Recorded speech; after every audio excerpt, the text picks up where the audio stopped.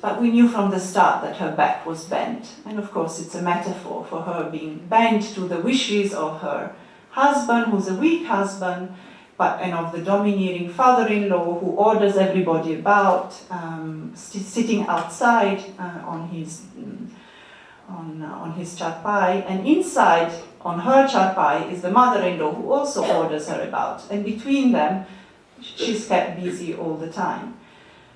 And it's interesting that in the novel, so there's a son and a daughter, and both of them say from our childhood, our project was to save Mai. We must save Mai from this situation, you know. And as they grow up, they start protesting at how she, you know, they start actually getting quite angry at her. You know, why do you keep doing whatever everybody tells you? Why a glance from father is enough to send you inside if somebody's around? Why don't you ever go out? But then, and this is the interest of the novel is really like a question. It's told from the point of view of the daughter, and it keeps going around and round and round around Mai. And slowly we start, even without Mai ever saying anything, we start being attentive to the little details of her attitude, what she can do without saying. So for example, what can she do? She can stand and look very, you know, sternly when, for example, there is some kind of intimation that the daughter should stop studying. She doesn't actually say anything, but her presence is enough to stop. She laughs and is cheerful with the children, even when she keeps doing all the chores during the day. And then interestingly, when her father-in-law dies, and then the mother-in-law dies, and actually her husband has a stroke, and so he's sort of almost paralyzed, we start seeing her taking little steps. They have an ahata, a big compound, and that's her freedom world. She starts changing the layout of the garden. She starts sitting out and, you know, having tea in the garden. If people come, she will still go inside, but she starts making her own space. And by the end of the novel, we come to agree with the daughter that the project of saving Mai was actually not, you know, would again be some kind of imposition on Mai. That really the daughter had to start to learn how to listen to Mai. The daughter does not become Mai. And in fact, Mai is quite keen that the daughter should not become like her. And yet, our whole kind of education in the novel is not to judge Mai, is not to look down upon her, but in fact to listen to her silence. The last example, because, you know, to bring it to this day, I was very interested, I was working recently on looking around for what is it in Hindi writing that deals with the current situation after liberalization, you know, all the kind of changes in jobs and the kind of challenges as well as possibilities. And there's an interesting Hindi novelist called Nilakshi Singh, who's written short stories, but then her first novel. And the first novel, in fact, and I was very interested because it deals with a boy and a girl who work for an advertising agency. So again, very much, you know, kind of a symbol of the new India and the kind of the creating also of dreams, dreams that are links to consumption. And it's very interesting that it's, although we don't quite know ever, typical Hindi fiction fashion, we never know where the novel is set, and in fact the boy never gets a name. The girl is a sort of educated girl, but from a kind of really normal middle class background, who goes to a university like JNU, which looks very much like JNU. The hostel looked very much like a JNU hostel. and at first she's actually a bit shocked. You know, she finds herself as being very backward. She actually says the word pichrihui. She feels very pichrihui with all these girls who speak English. And at first she cuts her hair, she has different clothes, she tries to adapt. And then she realizes that that's not really the right path for her. She has to be herself, she has to find herself. And so she and another group of girls from Hindi background were bright and clever, but they behave in their own way and they have their own attitudes. They become friends. When she comes to work with in the advertising agency, she has a boss who's very anglicized. She's a Bengali lady. And again, she keeps telling her, why don't you change? Why don't you change your clothes? Why don't you put on makeup? Why don't you become different? And then again, slowly in the course of the novel, we see that this girl who actually left her previous job because the boss was, trying to have his way with her, has her sort of quiet but firm presence. She's bright. Whenever the challenge arises, she actually delivers what she's supposed to deliver. And so it's very interesting, it seems to me, that in the novel, again, and she says very little. So again, I was struck by this, actions without necessarily words, or actually asking for us readers also to learn to read the silences and to read the actions that are not, and being assertive, I suppose, without being particularly vocal. And it seemed to me that it was interesting that from a young Hindi writer of today, this was the kind of young woman that she was working with, that she was trying to sort of put forward.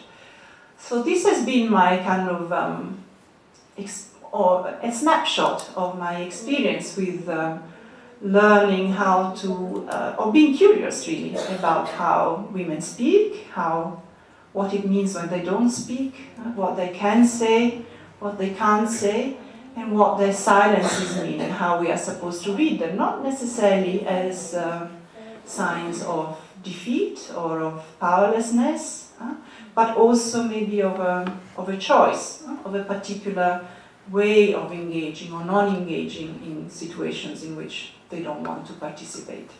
Thank you.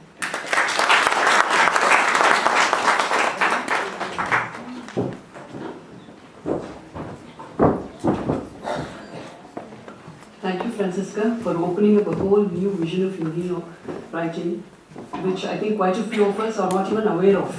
That's fine. In fact, all regional languages in India have this kind of novels, And if Farahad Zama does not mind, I'll ask my young friend Kameswarie to speak next, because she has to catch a train from King's Cross to York, she's telling me.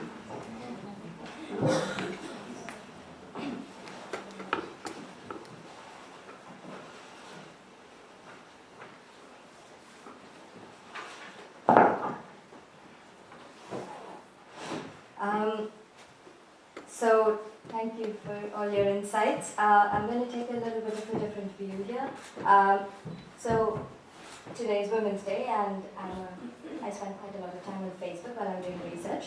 So, there was a friend who posted Happy Women's Day, but he also added a clip of a YouTube video, which was a small scene from a movie called Dictator. I don't know how many of you watched this, but it's a heavily loaded prejudice scene, and I can't play it, but I'll enact as much as I can. So there's a woman and a man in a supermarket, and they're sort of talking to each other, and this woman is trying to get the man's attention and chat him up, so to speak. And so this man looks at her and says, "Oh, you seem educated." And the woman says, "Yeah, I went to Amherst in the United States." And this man says, "I love it when women go to universities and schools. It's like watching monkeys on roller skates. It doesn't mean much to them, but it's very adorable for us." So it's such strong stereotyping, and it seems so. It seems to be cross-cultural. It's in India, it's in France, as some friends of mine here say. It's in Germany. It's everywhere. Do we need it? My question is, do we even distinguish men and women based on their gender so much that we give them stereotypes which may not be true at all? As Mrs. Kaza mentioned when she started, there's a popular book, Men Are From Mars, I think, and Women Are From Venus. So there was a book which was written by a lady after that called Deborah, and she said, so it challenged this whole hypothesis that men are from Mars and women are from Venus, and they have completely different conversational styles, the way they relate to people is different, the way they engage is different. The question is it actually really true? And she had evidence to show that even though you see this as a pattern, but generalizations which we make every day of this sort can have high implications. So we should be very careful when we make any sort of generalization, whether it's in science or in social science, because all of them relate to belief systems which then influence our actions. So if you're generalizing women to be avid verbal speakers who empathize more, maybe they're suited to certain kind of professions like nursing and other things, and men are suited more to a cold, calculated engineering field. And you can see very clearly there's an elementary difference of how much money they would earn and where they'd go. And that sort of boils down to this belief system we have that men and women are biologically different, but there's so many more things that affect you, like there's culture, there's the family background, there's social aspects, and there's all that, and we're not taking that into consideration, and we're just splitting them on men and women. So to quote Mr. Lieberman, I think he's called, he's a professor of phonetics, and around 1990s, I hear from this little research I did over the past 2 days that this topic of men and women having different views of, different ways of expressing became really popular in social science, and there were a lot of studies done on it. So, and there was also an article that was written that said, women talk 3 times more than men. Okay, probably true, I talk a lot, and I'm sure my male colleagues with me will agree with me, I do talk a lot, I give that. But there's also cases where men talk a lot, and there's a power play in sexes. So if you're given kind of a situation where the man is superior and the woman is inferior, like in a hierarchy which exists in a supervisor-student kind of a relationship, because you feel powerless, you would say less. And sadly enough, throughout history, women have been made to feel powerless. Whether or not it's true, it's different, but they've been made to feel powerless. And this sort of a struggle, this Women's Day feminism, it's bringing us in the forefront. So we have been made to feel powerless. So maybe that's the reason we talk. They don't really talk so much in a sort of a power play situation, but they talk more when there's no power play. Maybe between other women. So to quote him, he says, and I strongly agree with him, that whatever is the average female versus male difference between what they say and what they mean is kind of dwarfed and is very little compared with variation between the sexes itself.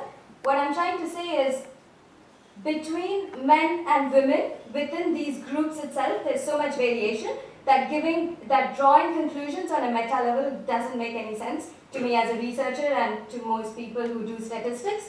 So what I'm trying to say is basically challenge this stereotype we have, and also make you think about whether it's necessary, what impact it has on day-to-day behavior when you, in interpersonal relationships at a very political level, like what kind of impact it has. So just to give you a counter example, I don't have to go really far. I work in a very male-dominated environment. There are probably 5% electrical engineers in my building. That makes it 10 of us among 500, 600 people. But anyway, so maybe that's why I think like a man. I'm not really sure. I have no problems communicating with men, and most of my best friends are men. So all I'm trying to say is you don't have to go very far to look at exceptions. To look at exceptions to this rule we've placed on genders. So when there are so many exceptions which are against this rule, do we need the rule? Are we looking for differences? Is that why we're finding them? Or are there real differences? Is that there is no biological reason why this should be different? So are we just drawing conclusions for the sake of it because it's fun to do so? I mean, it is really fun to say, gosh, you're a man, you don't understand me. I mean, I would hate not saying that to a man. Because it sort of gives you leverage to walk away from the situation and not explain yourself. Anyway, that's the ideal world where the stereotyping should not even exist in the first place. Coming back to reality, I feel this belief system that men and women say something but mean something else, as Mrs. Kaza pointed out, is more ingrained in some psyche than others. I come from South India and I grew up listening to this song called Aadavali Maatalku Artale Verule, which was introduced me with. So it literally means what women say is completely different from what they mean. There was even a very nice song, maybe I can play it to you later if you come and see me, I'll give you the video. It's a very nice song and he goes on, he's walking behind this woman and he's saying, oh, if you're sitting away from me, you actually want me to come closer to you. And if you keep asking me to come closer to you, you want me to stay away. So this belief system that what I'm saying is not what exactly I'm meaning is such a dogma, it's so much trouble, it's such a barrier to put across. And when you're in a male-dominated society and everybody believes that this is true, then it's very difficult to break that barrier, and which might explain why women bosses sometimes are very aggressive or sometimes are more male. They express a male kind of behavior just so they can relate to other men who work around them. I don't think it has to be true. You don't have to behave like a man to relate to a man. I think you should be able to communicate better, to be able to voice your opinion. So that's, and also this seems to be popular in India, and because I have a lot of colleagues from different parts of the world, a friend of mine, a fellow researcher who's from China, also tells me that in northern China it is believed that women are shy, so they don't exactly express themselves. So in the context of relationship, when a man proposes to a woman and she refuses, they would not take no for an answer. And I think this also happens in Indian culture. I've had friends who would say a no, and it's never taken as a no because you believe that she's shy, so she's not expressing her real opinion. But is that true? Is she shy or she really doesn't like you? But sort of, it gives you this leverage to not take no for an answer and pursue it. But putting this, like sort of extrapolating, if I can do so, because it's social science and I don't need the backing of data to support me, thankfully, today. To extrapolate this, if you take this out of this context of saying no and make it a bigger phenomena, then if men can't take no for an answer, then they would pursue you.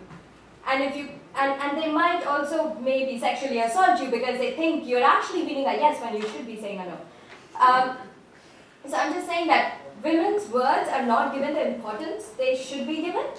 And this sort of a belief system lets you do that. So that's a viewpoint. And so I've been told that even in France, and Lauriane, who's sitting here, that this is very true. And her father used to tell her a joke when she was growing up, and every time she said yes or no, that the difference, so there are crucial differences between women and diplomats. And apparently when a diplomat, I can't speak French, so I have to translate this. So when a diplomat says yes, it means a maybe, and when a diplomat says maybe, it is a no. But when a diplomat says no, he's no longer a diplomat because he would not say no. So that's a diplomat. Now there's a woman. So when a woman says no, it means maybe. Very bad. When women says maybe, it means a yes. Right? And when she says yes, she's not a woman. Because women never say yes to anything. So all I'm saying is these sort of belief systems, dogmas, they get passed on from generation to generation. My parents told me these things, her parents told her these things. But as a modern day woman who gets educated as much as men do, and we are taught to think in a particular way depending on our professions or whatever we choose, I think we should try and do away with stereotypes and sort of give one the opportunity to express however they want to and believe that what they mean is actually what they're saying and not give that hint. Because when you don't do that, you don't have authentic communication, and that is not good at any level. It's not good at interpersonal level, it's not good between nations, because it gives you that room to interpret it in a different way, and that's never good. So I feel like we should challenge this belief system and maybe do something else. So if you're trying to focus attention on differences and not hard facts of what a person is good at, so it's not great. So to conclude, I think we should be really, really cautious when we generalize, because there are so many exceptions to a rule to reiterate this point that there should not be a rule. It's like trying to fit some data to a curve which does not even exist just because we want to. So having said all that, I think it would take a bit of fun aspect from life if I can't tell my male friend here, oh gosh, you're a man, you'll never understand me. So on that note, I conclude and I thank everybody who's listened to my voice.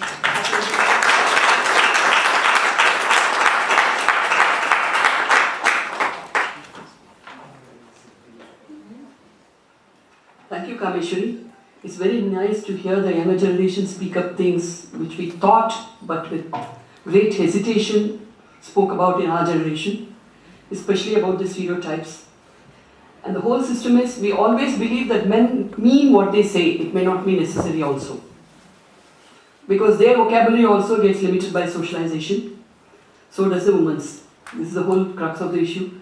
I now request Farahad Zama to give his views as a writer.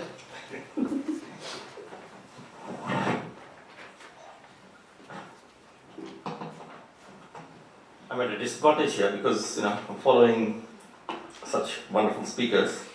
But I've got this laptop here because there's one song I thought of as soon as this topic was announced, and that's in fact been alluded to by all the Telugu speakers. So I'll just play a tiny clip from that.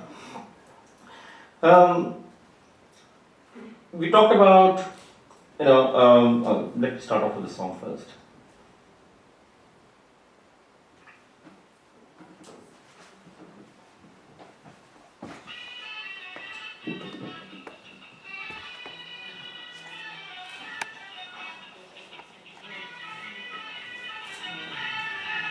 Can you all hear it?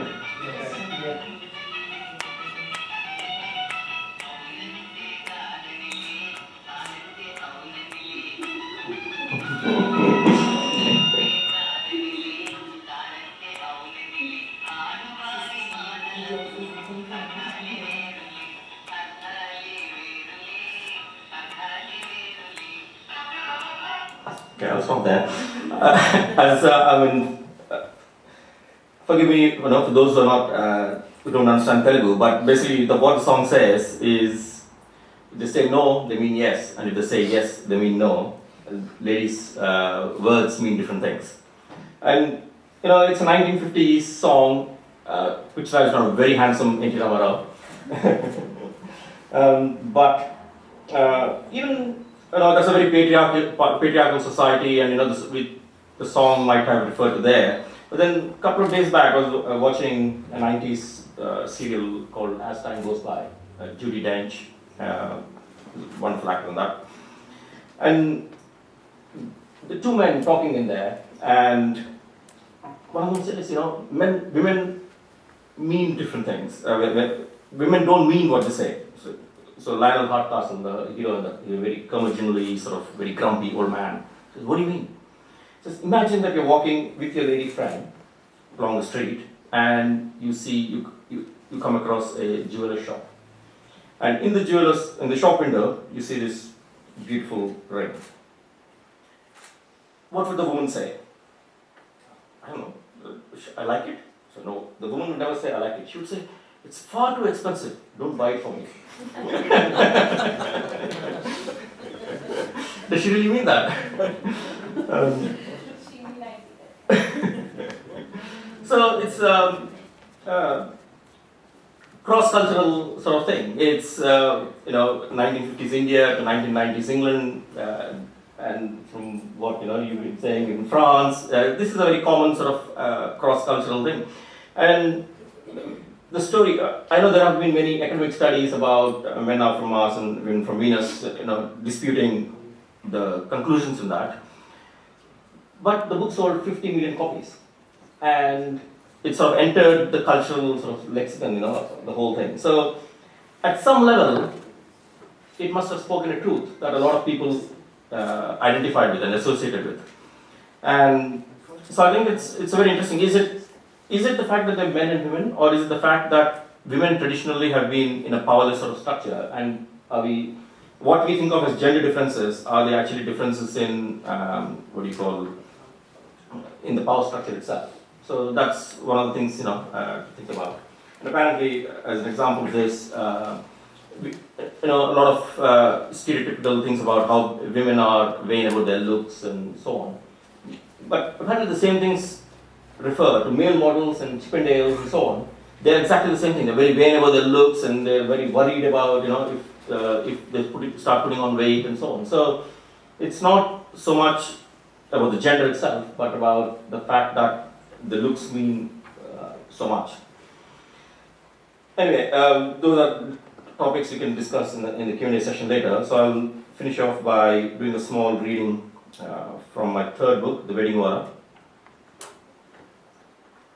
In this, just before I start reading, basically in this one there's a young widow called Pari, and she's lost her husband recently, a few years back, and she's just received a wedding proposal from the family of a very rich man, and she is not sure whether to accept the proposal or not. She still feels, that she still loves her husband, and she feels that she would be unfaithful to him if she accepted this proposal. And so she's Mr. and Mrs. Ali's niece, and they're trying to convince her that this is a good marriage and she should accept the proposal. So Mrs. Ali explains to her how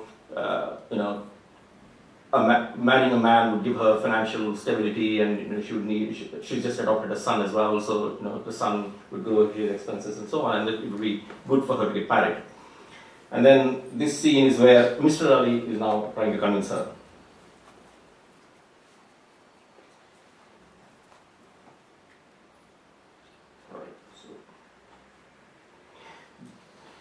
They walked along the dusty edge of the road.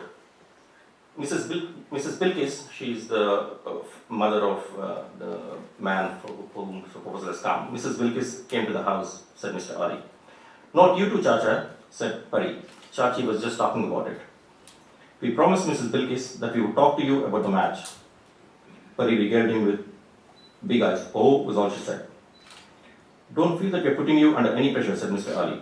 A three-wheeled auto rickshaw went past with a banana plant sticking out of its open side, almost brushing him off the road and into the gutter of dirty water. Well, we are putting you under pressure, conceded Mr. Ali, but it's all in a good cause. You're a young girl, younger than most of my clients in the marriage bureau. You've got your whole life ahead of you and you cannot live it alone. I'm not alone, said Pari finally. I have all of you to look out for me. You can have the whole world looking out for you, Pari, but it is not a substitute for that one special person to share your life with. Why, Chacha, said Pari, looking at her uncle in surprise. That's a beautiful thing to say. Mr. Ali grinned at her, suddenly looking much younger than his 60-odd years. But you know all about it. You had it not that long ago. Pari sighed, holding her head stiffly at an odd angle. Mr. Ali continued, it might seem to you that the universe has come to an end, but remember, as long as there is life, the world still exists. The world still exists, and you should not give up your hope of happiness. You will not get back exactly what you enjoyed with your first husband, but there's no reason why you cannot recapture most of that love and romance if you marry again. In fact, you never know. It might be even better the second time around. Pari shook her head slightly. Mr. Ali said, they say that if he who gives wishes to make you rich, he can tear open the sky to fill your house with gold. You have to believe that, Pari. You'll always have a sweet spot in your mind for that short time with my nephew, but a few years down the line, you could be looking upon that time as part of growing up and becoming ready for the real story of your life. Why are you and Chachi so keen on this match? Asked Pari. There are two things you need to sort out in your head. First, should you marry again or remain single for the rest of your life? And second, is Dilawar the right man for you? We can talk about the pros and cons of Dilawar, but in answer to the first question, I really think you must marry again. And then it goes on, and then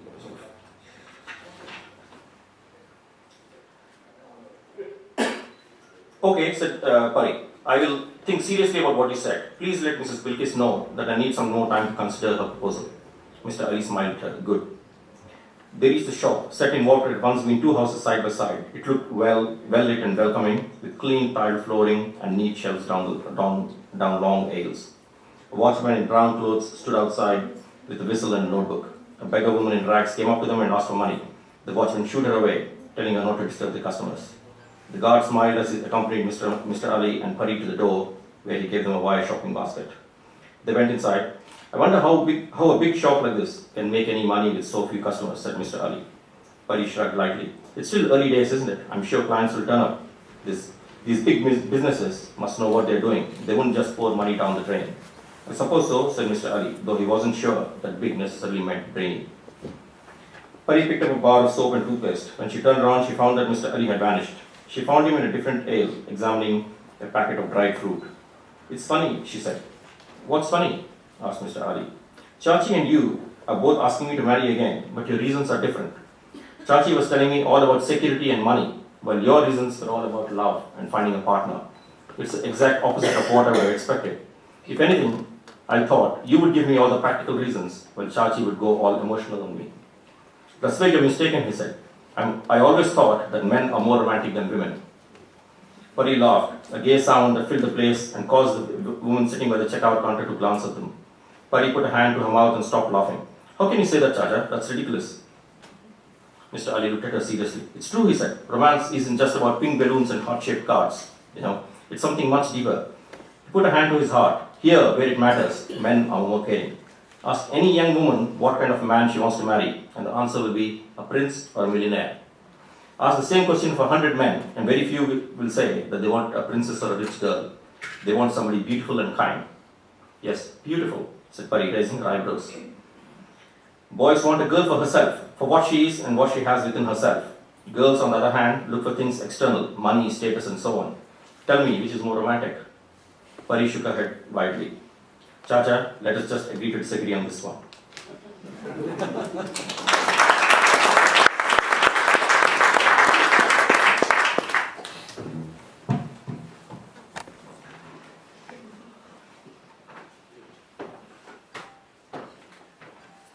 Thank you very much.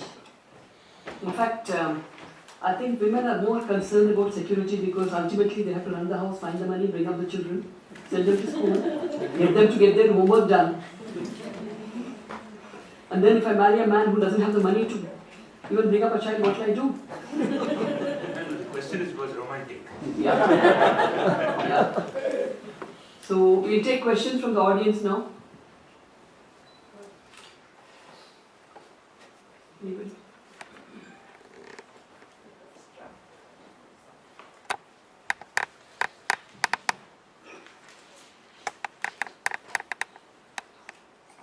The last time I heard about the joke about women saying yes and no, the no was maybe. Somebody became yes all of a sudden. Anyone wants to have question? Okay. Yeah, go ahead. I hope this comes off because I'm feeling a little sleepy tonight. The last speaker on the dais said he started off with a song, but you'd be very glad to know that I shan't sing because I've got a horrible speaking voice. But if we, very nice gentlemen in the audience, did want to sing to exceptionally lovely ladies in the dais, there's only one song from Mother India that we could sing, and that is Bol Radha Bol, Sangam Hogi Ki Nahi Hogi. That's not It's from It could continue in the same vein, but I think I calmed out today.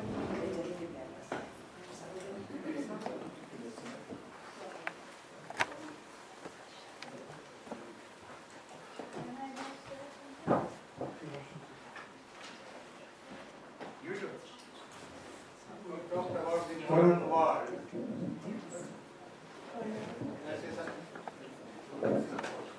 Hello, good evening. This is not a question, I just want to make a small comment or whatever you call it. I think when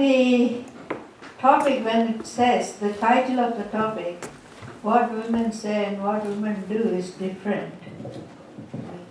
What the actual wording should have been, what they mean is different.